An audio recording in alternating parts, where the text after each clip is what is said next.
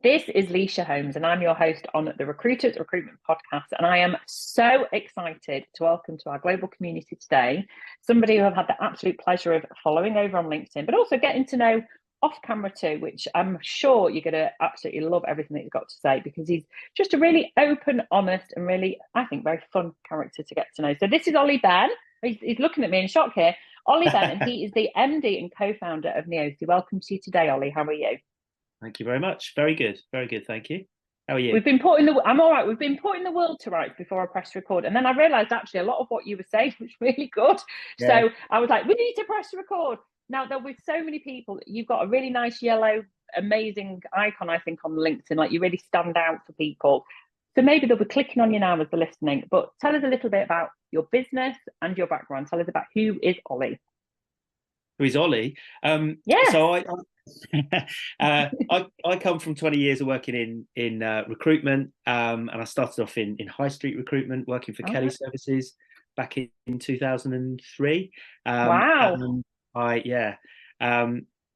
And then I moved into finance recruitment and eventually telecoms and tech recruitment. Launched Neoci 2.5 years ago in the middle of lockdown with basically a friend of mine, Daryl Stevens. We've been friends since we were 15. I love that. Yeah, well, we say friends. I mean, don't tell him that. But so we always talked about doing something together, having a business together, and it's never quite happened. The timing wasn't right, and things like that.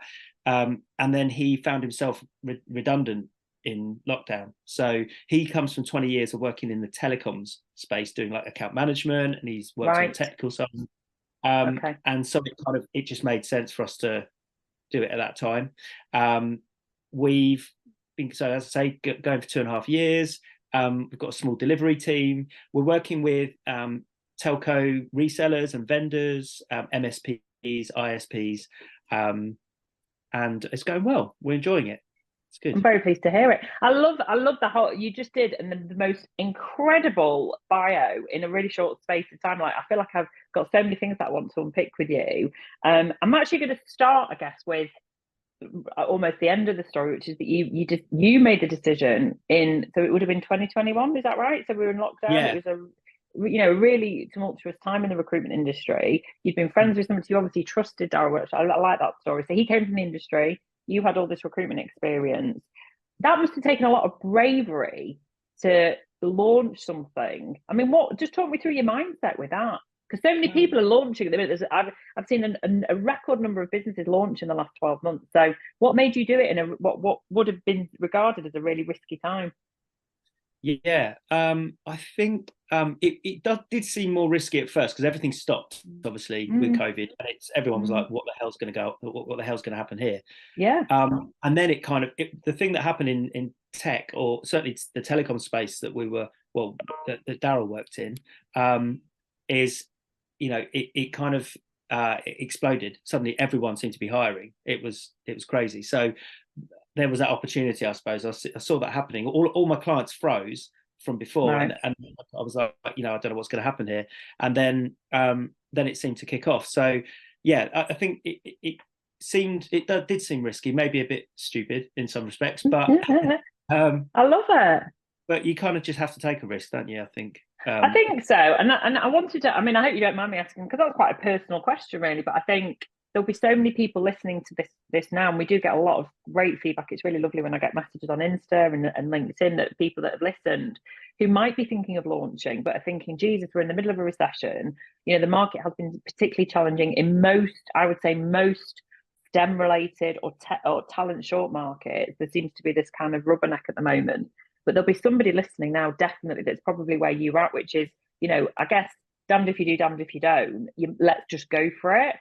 So yeah. I think it's really nice to hear that from you. So in terms of launching with a friend, I sometimes see that can be an advantage. But how have you set boundaries with Daryl that your friendship remains intact, but you actually have a good business relationship now? Because again, I think that's quite a common thing. People think, oh well, I'll do it with my partner, as in a relationship partner or somebody that they know from work, maybe.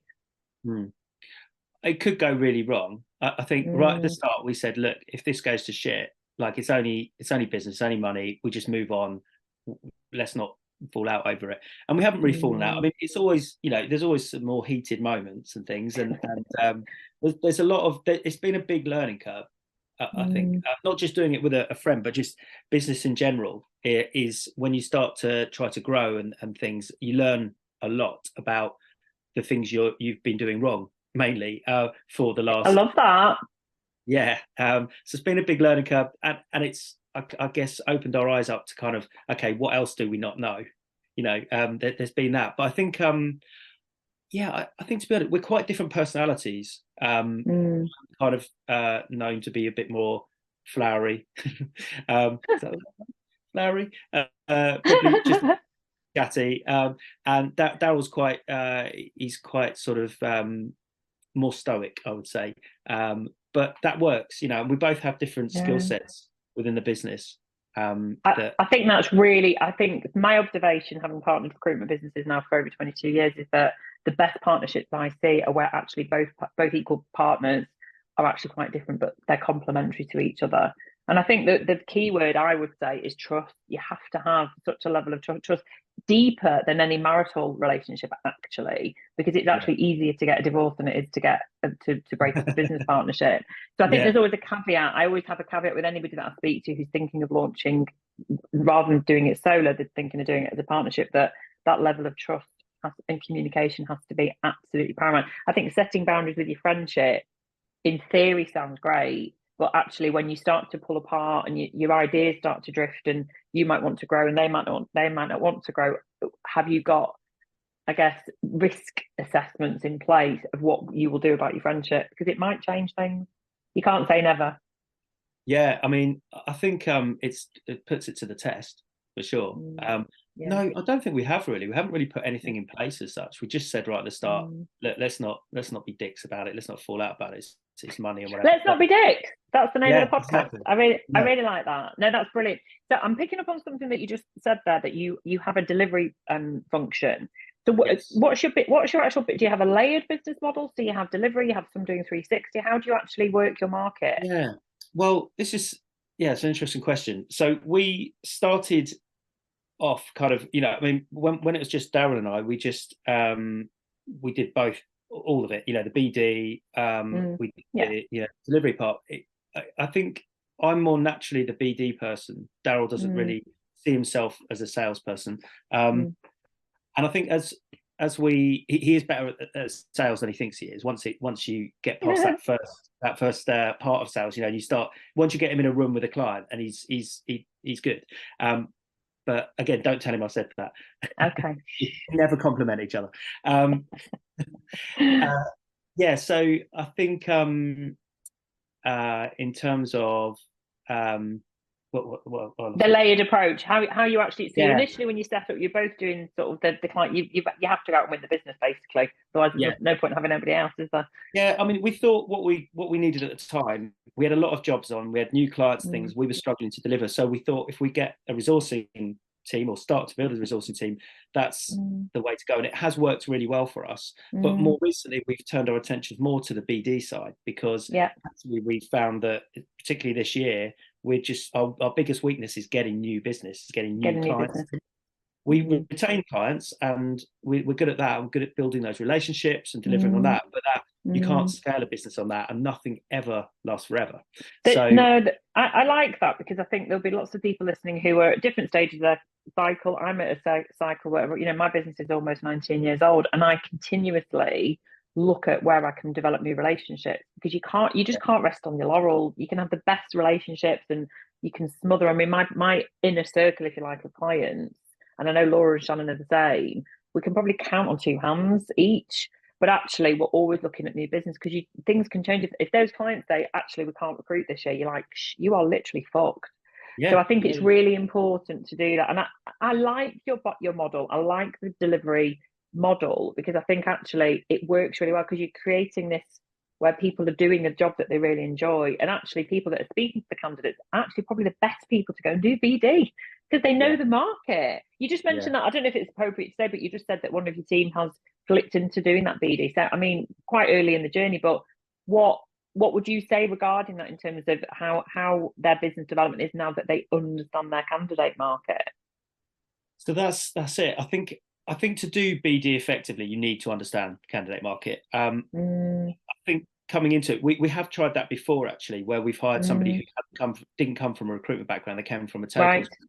And I think when they started, we thought they would we were naively thought they would know what to do straight away. And actually, we needed to give them quite a lot. And basically, I think it would have been beneficial for them to have come from a recruitment background to understand the candidate piece and how to pitch a candidate, what a good candidate looks like, what the clients are looking for, all that stuff is so important. Totally agree. So yeah, the person. Did you do that when you were at Kelly's?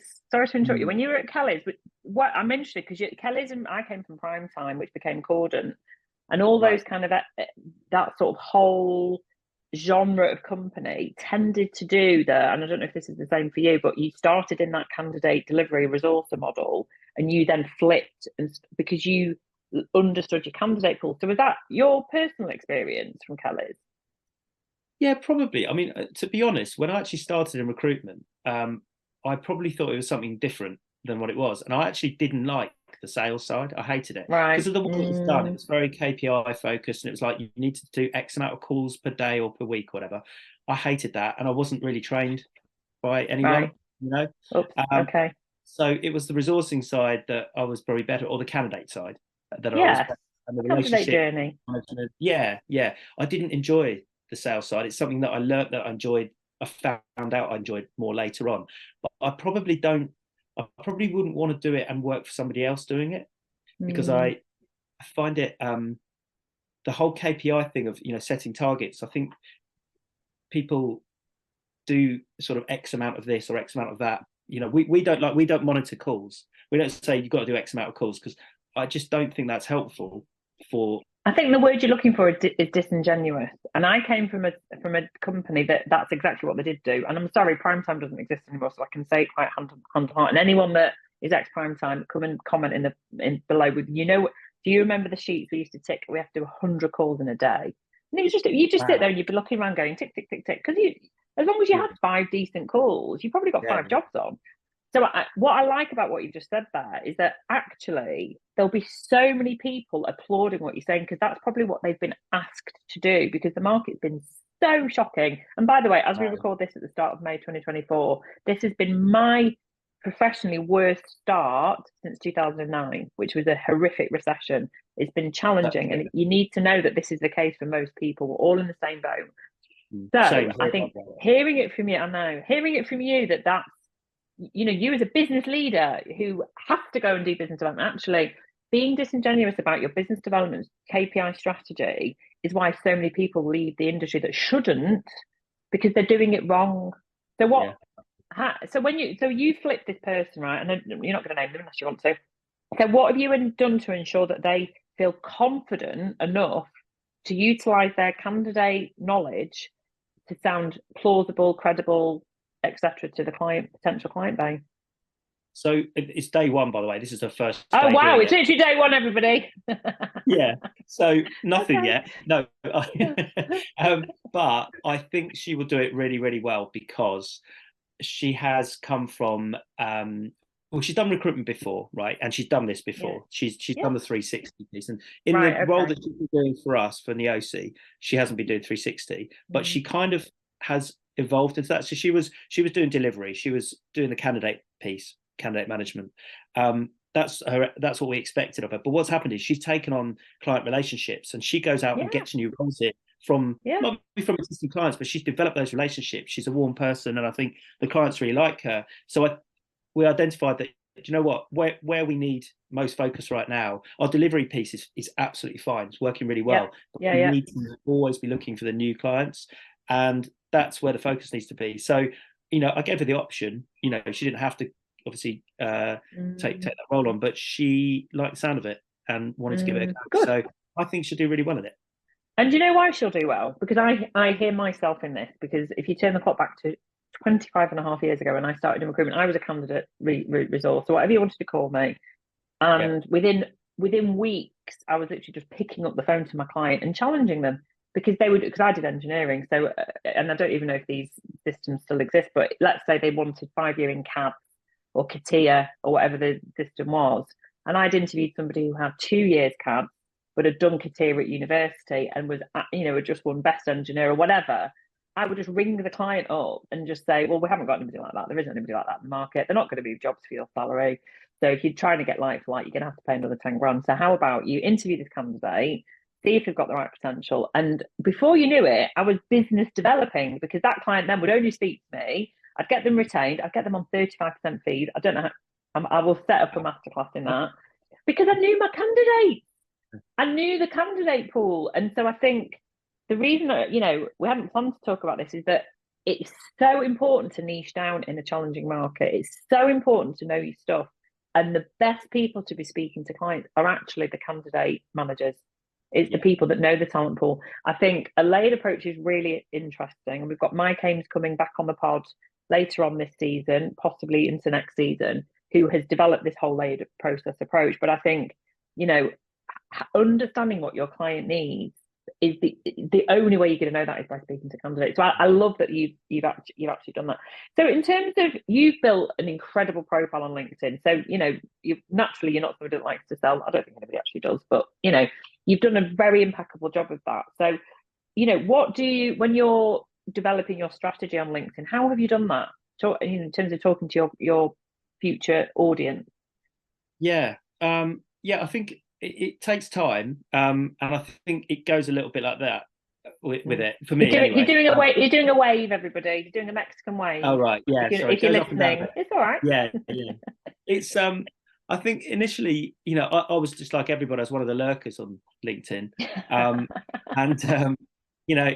doing things like putting a job advert, a job posting up, and nobody cares. Like literally nobody cares. But it's only in the last 4 years or so that anything's really changed on LinkedIn. It's become like, I don't know, like a hybrid between like Facebook and what LinkedIn used to be, and a few other. It's quite different. And I think I noticed people starting to use it to their advantage in terms of their profile and attracting people to them. I thought, well, this is pretty good. Maybe I'll just start commenting on stuff. And, I think it's no particular strategy, apart from I did used to think, right, just post every weekday, every single day, have a post. But I don't think you need to do that. I think you can post, as long as you post fairly regularly. Yes. I think that's what matters. And also engaging with other people, because you learn stuff as well and see other people's perspectives. Yeah. And I think, there was initially, and there probably still is, a lot of, people arguing and things on LinkedIn or putting shitty comments and that. But I don't mind that, because I sort of think it's important to get other people's perspective. We don't want an echo chamber, do we? Exactly, because I think that's the problem these days, is a lot of us are getting that. If you go on your Facebook page, everything that's on there now is stuff that you've recently looked at or thought. Let's not even go there, Mark Zuckerberg. Don't even. That's mental, isn't it? It's true, though. It's true. It's horrible. You don't even want to know what I'm thinking about half the time. That's a joke there, everybody. No, I want to just really pause on this point, because it's a revelation. Everybody that's come and listened to this podcast, you've done so because you follow me on LinkedIn and I am consistent. I believe what you said. As long as you're consistent to your theme, your values, your brand, who you are, your voice, etc., etc. It doesn't need to be. I mean, I do post 5 days a week, but actually, you can post 3 days a week as long as you are doing it 3 days a week. But the point Ollie's made there is so important. Some of my best engagement, as in talking to my target audience off the actual post, i.e., in a private message, has come from not my post. It's where I've commented on someone else's post, and I think, people that naturally don't know what to share or don't feel comfortable sharing personal stuff or just really struggle to come up with ideas. I mean, come and talk to me anyway, because I'm, obviously I'm ex-Hoc, so Brand Academy, and, I can just give people so many tips on what to share. But actually, you don't need to post. You can just be commenting on the right people that you want to engage with. And I've had some of those posts some of my comments have had more likes than the actual original post. Oh, really? That's amazing. Yeah. I was thinking the poster. The poster, I won't be like, but because actually it's created a good engagement for them and impressions for them. But that's not why you do it. I actually I'm very firmly of the opinion that I know it's all about the dopamine hit, seeing the likes, seeing the engagement, seeing the impressions. I couldn't give a shit about any of that. For me, it's about who is actually commenting, who is actually messaging me off a post going, that really hit me today. That really, and it might just be one person. And that's the one person that I was talking to. So I think the metrics on LinkedIn have become so vanity focused that I couldn't care less what the algorithm is doing. I just believe that what you've said there is right. Do what's right for you, but commenting on other people's posts that matter to you is an absolute game changer. And you're right, because it does give you other ideas for your own posts as well. A lot of it will be kind of repurposing what you've, or giving you an idea based on your comment and things. And I think, I think it's, I don't think there needs to be a particular strategy initially. I think you've got to sort of find your voice and find what kind of works for you. And but that could work. That could. Can I just say, if you are going to do that and repurpose, you need to credit the person whose post it was. There's a real etiquette with that. And I'm just saying, that's Lisa saying that, not me sort of commenting back at you, but that I do see that sometimes, and I think, come on, you need to give the credit, and actually you're then creating more engagement, therefore, so it's all good. No, I will ask you next time, Lisa. Honestly, I'll get you. No, it wasn't a dig. It's not a dig. I actually meant you could repurpose your own. Sometimes I put comments on other people's things, and I think what I've written there, I could make a post. See what you mean? Yes. Well, you can. The algorithm, the AI allows you to do that. It says, "Would you like to create a post?" So you can just do that. But I mean, a little tip is that if you see that your comment is doing well and you're getting engagement on that comment, just lift up what you've written, put it in your notes on your phone. You don't have to do it straight away, but then you've got an instant idea, and you can and then refer it back to the other person's post or tag them, and then they can put the link. It's just this is the true word of organic.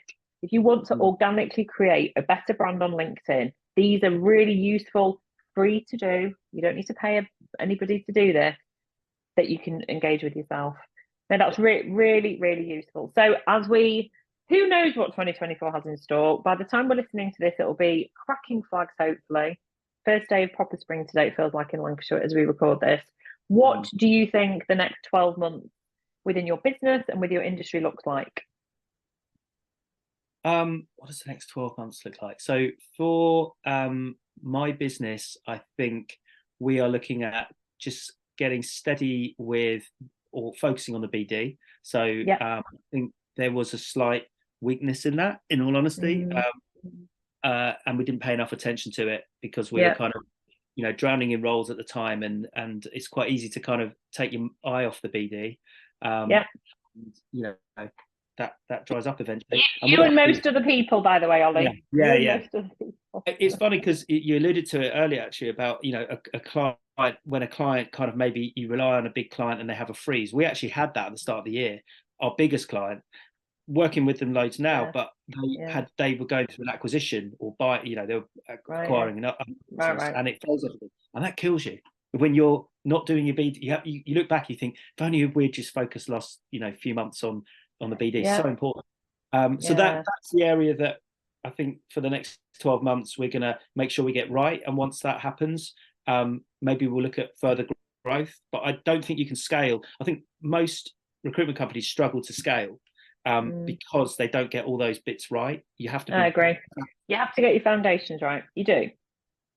And I think creating a culture where naturally people want to business develop in the truest sense, and keeping that, if you are going to measure it, because I appreciate that 99% of companies are going to measure how you create that, whether it's the candidate, a new client on board, find terms, whether it's retainers, whether it's projects, whether it's decision makers, whether it's actual jobs, whatever it might be, is I always just think if you just create, even one new client a month, you're ensuring that continuous flow of new business coming in, and that's how you can then create a necessity to hire in more people. But I think you and everybody else, and I think that in terms of scaling your business, you clearly a great measure of how to do it properly, making sure there's too many companies went absolutely boom in 2022 because obviously nobody could cope, and I would much prefer companies to be more cautious and careful in how they recruit people for themselves. And I'm saying that with my day job hat on. So I really appreciate those insights. Well, you know what? When we listen to this, we'll make sure that your predictions were all right. But I really appreciate that you have been fun, you see. And I think if I remember good. rightly, is this your first podcast appearance? Is that right? Have you Well, done one before? I think I did one a while ago, but it wasn't as good. Don't think That's anybody that's really funny. Well, this is your first proper one, then. But I look, didn't if even you watch it. oh, there you go. Well, if you didn't even watch it, see, I don't really tend to watch back. No, I tend to I listen can't do that. back. Yeah, it's But too we cringy. do share the clips. We share the clips over on Instagram, and we share them on our Recruitment podcast page on LinkedIn. But I personally just, because I'm always playing with my hair, I'm usually drinking water or something.